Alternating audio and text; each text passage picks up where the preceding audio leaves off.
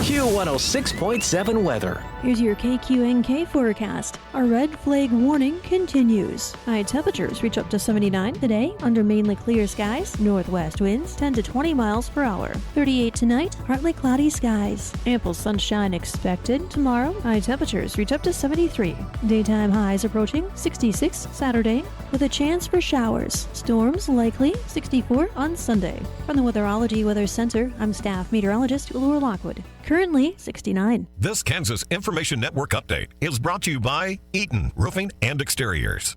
Hi, I'm Felicia Rolfe. Here today's headlines from 12 News. Representative Sharice Davids is questioning the National Weather Service over what she's calling missed steps ahead of last week's tornadoes in eastern Kansas.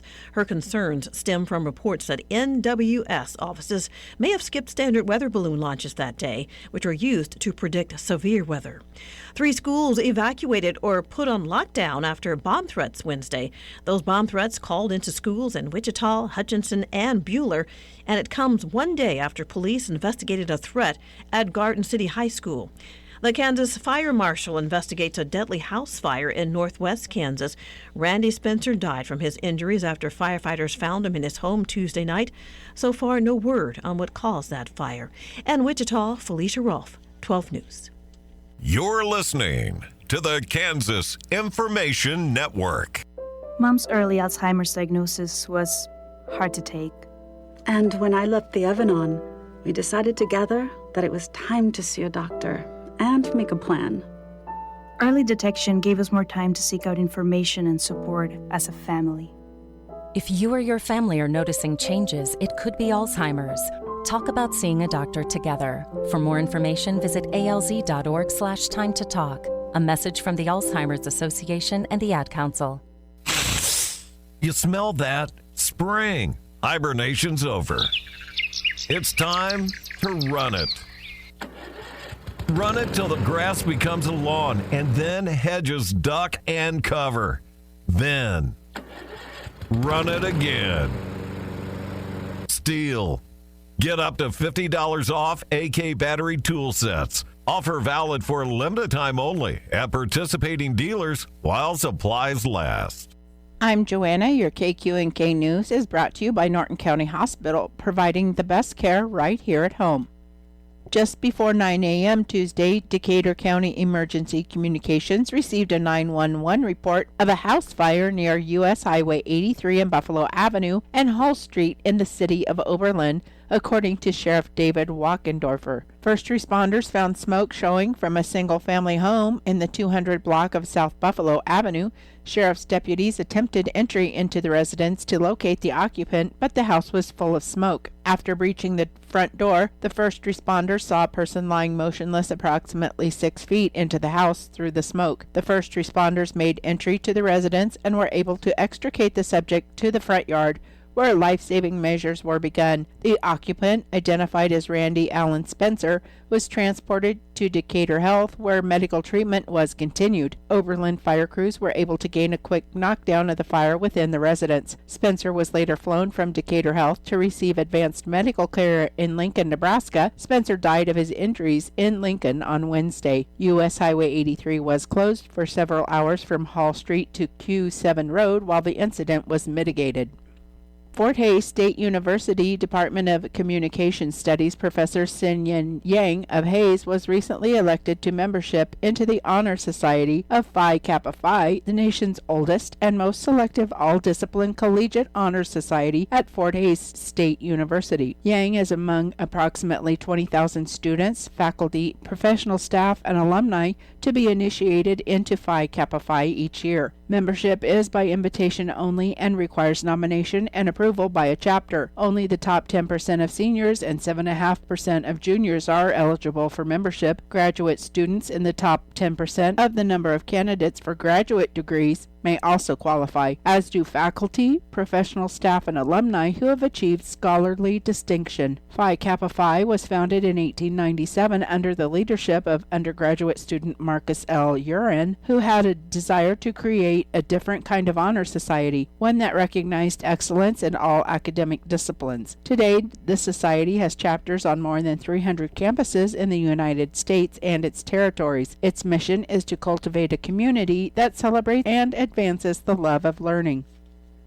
A high-profile fraud trial led to a company with a unique Kansas banking connection is now underway, and it's drawing attention both in New York and here at home. Brad Hepner, the former CEO of Texas-based Beneficient, is facing trial on multiple federal charges, including securities fraud, wire fraud, and conspiracy. He's pleaded not guilty. Prosecutors allege Hepner diverted at least $150 million from GWG Holdings, which has since gone bankrupt. Investigators say the money was funneled into Beneficient and another partnership he controlled behind the scenes, all while holding leadership roles in multiple entities. Federal officials claim those funds were used for personal expenses, including a luxury Texas mansion and ranch, tax payments, and high-end jewelry purchases. One unusual twist in the case involves artificial intelligence. Before his arrest, Hepner reportedly used an AI chatbot to help generate documents tied to his legal defense. Those materials were later seized by the FBI. A federal judge in New York ruled those documents are not protected by attorney-client privilege, clearing the way for prosecutors to use them in court. The case also has strong Kansas ties. Several years ago, state lawmakers approved a one-of-a-kind bank charter for a Beneficient subsidiary, despite concerns from regulators. That decision has since come under scrutiny as the case unfolds. Kansas Senator Jerry Moran and Roger Marshall have both emphasized the importance of transparency and accountability in financial oversight as the situation develops. The controversy has already prompted action at the state level, with Kansas lawmakers passing legislation to limit the state's involvement in any future fallout tied to the company. The trial is expected to continue in the coming weeks. I'll be back with more news after this.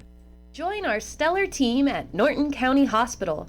Looking for a workplace where compassion meets career growth? Look no further. If you're ready to embark on a fulfilling journey surrounded by supportive colleagues and opportunities for personal and professional development, we want you to be part of our family. Explore exciting career offerings and our comprehensive range of benefits, including capers, on the Career tab at ntcohosp.com.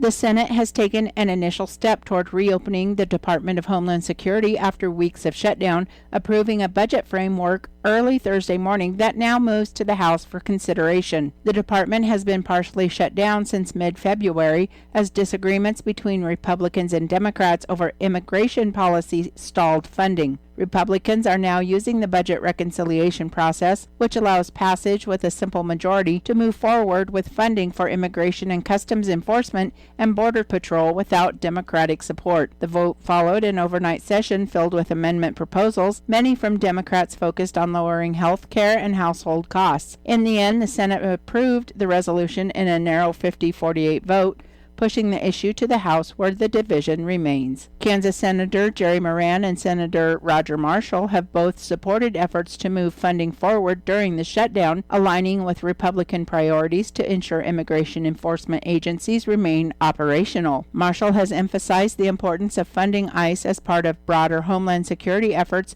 and has argued that negotiations stalled because of disagreements over including that funding. The proposed $70 billion plan would fund those agencies for the next 3 years, though some lawmakers are pushing to add additional priorities before final passage. With Congress recently returning from recess and no clear agreement in place, the timeline for fully restoring funding remains uncertain. In the meantime, temporary measures continue to keep parts of the department running, leaving ongoing questions for federal workers and national security operations. On April 18th, Russell County deputies responded to a report of 2 missing juveniles in Lucas, Kansas. Shortly after, one of the juveniles called 911, helping responders locate them near 198th and Fairview Road. Both were evaluated by EMS and safely reunited with their family. Russell County deputies say the juveniles reported being taken from the Lucas area by someone wearing dark clothing and driving a plain white panel van. The juveniles told investigators they were able to escape when the vehicle stopped by opening the door and getting out. The Russell County Sheriff's Office takes each report seriously and will use every resource available to conduct thorough investigations with the goal of gathering facts, keeping the victims and public safety as the top priority. Deputies have been working diligently collecting evidence and interviewing witnesses. After an extensive investigation and search for the vehicle, the investigation revealed circumstances that were not consistent. Upon further interviews, the juveniles ages 9 and 11 admitted the report was fabricated. The Sheriff's Office would like to emphasize that false reporting of any crime has consequences, and the Sheriff's Office takes false reporting seriously. The facts of this case will be collected and submitted to the Russell County Attorney for further review for recommended charges. The Sheriff's Office would like to thank the public for their assistance in this case. The Sheriff's Office would also like to thank the many law enforcement agencies and their efforts in tracking down leads. They would also like to remind the public that if you see something, say something. Never be afraid to report illegal activity, but under no circumstances should anyone ever report a false crime. I'm Joanna. Your KQNK News was brought to you by the Norton County Hospital. You can call the Norton County Hospital at 785-877-3351 for all your health care needs. Kansas Agriculture Network News. Good day, everyone. I'm Greg Akagi. Of course, a lot of talk of the concern about the winter wheat crop across the Wheat Belt region. It's been short on moisture in many states. That includes Oklahoma. Jimmy Kinder is a wheat producer from Cotton County, Oklahoma, and he talked about the struggles of his wheat crop. It's been a story of almost like a cat with 9 lives. We've lost it several times, and we're coming back, and we're standing in a dual-purpose wheat field right now that has shown the battle scars of the year. So we started off early this fall in 2025 and had limited moisture. We had some problems with wheat trying to actually die, just getting enough moisture to germinate and trying to die, and we had to resow quite a bit of the wheat that we've had planted. And Kinder says his cattle production is paying the bills on his farm this year. We turned cattle out on some wheat that probably normally wouldn't have been turned out on, but we needed the pasture, and so that's where we were. So we grazed it super hard all year. And then we had March come in when we were trying to break dormancy. We didn't have any moisture, and it got hot, and we thought we were going to have to write off quite a few fields. In fact, I've got a couple of fields that have already been turned in as a loss. The area of drought is expanding in Kansas. The latest U.S. Drought Monitor map does show that nearly 60% of the state of Kansas now in drought. That is a nearly 7-point increase from last week. The area that is considered in severe, extreme, or exceptional drought is up to 32.5% of the state, and that is a 20-point rise from this past week. Overall, between abnormally dry and drought conditions, about 72.33% of the state is in those categories. You're listening to the Kansas Agriculture Network. You can't escape a traffic jam. Know what else you can't escape? Seasonal allergies. And you might think you can avoid that coffee stain until... Oh, really? You can't escape a lot of things in life, but you can escape prediabetes. Prediabetes captures 1 in 3 adults. There are usually no signs of prediabetes. In fact, most people don't even know they have it. But with early diagnosis, you can change the outcome and prevent or delay type 2 diabetes. Take action by taking the 1-minute risk test at doihaveprediabetes.org. You might not be able to escape having this song stuck in your head, but you can escape prediabetes. Go to doihaveprediabetes.org today. Brought to you by the Ad Council and the Centers for Disease Control and Prevention. Kansas Agriculture Network weather. I'm meteorologist Michael Caro on the Kansas Agriculture Network. As a cold frontal boundary continues to push eastward across Kansas for this afternoon, expecting some scattered strong to severe thunderstorms to develop, especially across the eastern half of the state, with large hail, damaging wind gusts, and even some tornadoes not being out of the question with any of the strongest storms, again especially for the eastern half of the state this afternoon into the early evening time frame. Otherwise, in the wake of this frontal passage into the day on Friday, a much quieter forecast, and we'll ease back to some low to mid-70s for high temperatures into the day on Friday, especially for eastern portions of the state. Another low-pressure system developing across the southern plains late this weekend will bring some more shower and storm chances. For northwest Kansas, for this afternoon, we'll see a mixture of clouds and sunshine developing, slight chance for a late-day shower with high temperatures climbing up into the middle to upper 70s. Into north-central Kansas for this afternoon, gradually clearing skies with lower 80s for high temperatures, winds eventually turning to the northwest and gusty at 15 to 30. Into northeastern Kansas for this afternoon, scattered showers and storms developing. Some late-day storms could be strong to severe at times. High temperatures in the middle to upper 70s, closer to the lower 80s back to near Salina.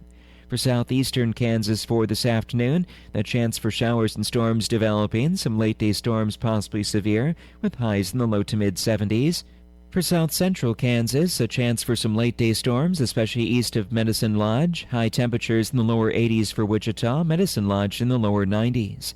And back into southwestern Kansas for this afternoon, expecting a good deal of sunshine, with those high temperatures climbing up into the upper 70s to lower 80s, with our winds turning to the north and northeast around 10 to 15 miles per hour. This is the Kansas Ag Network. Most people out here think that taking care of one another is important. And most people would step up for a neighbor going through a tough time. Most people around here help out friends and family when they need it. But the funny thing is, most of us won't look for help when we need it. If you're struggling with mental health, you should know that there are resources out there that can help. And it's okay to talk about it if you need to. One place to get started with information is loveyourmindtoday.org. Loveyourmindtoday.org offers a range of guides, instructions, and insights for dealing with difficult situations or getting through a tough time. If you're struggling with mental health, get the help you need, because most people out here really care. Visit loveyourmindtoday.org. That's loveyourmindtoday.org. Brought to you by the Huntsman Mental Health Institute and the Ad Council.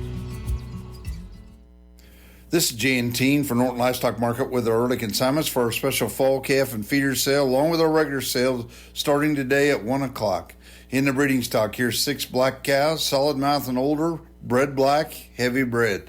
In the calves, here's 40, mostly black with a few red, steers and heifers that are weaned at $4.50 to $6 1/4. 33, mostly black, white face with a few reds, steers and heifers weaned at $400 to $6.50. 35, mostly black steers and heifers off the cow at $4.50 to $600. 26, white face steers and heifers at $500 to $6 1/4. 20 black steers off the cow at $5.50 to $6.50. 19 black steers and heifers off the cow at $4.50 to $600. 12 black and red steers and heifers, long time weaned at $4.50 to $500. In the feeders, here's 150, mostly black with a few reds, steers and heifers at $6.50 to $8.50. 20 black steers and heifers at $600 to $675. 16 Charolais heifers at $700. 6 red and black heifers at $8 to $8 1/4. 17 mixed steers at $875 to $950. In the weigh cattle, we'd be expecting a normal trailer run of weigh cows and bulls, and we're expecting more consignments of all classes of cattle by sale time. Hope to see you at the auction. Thank you.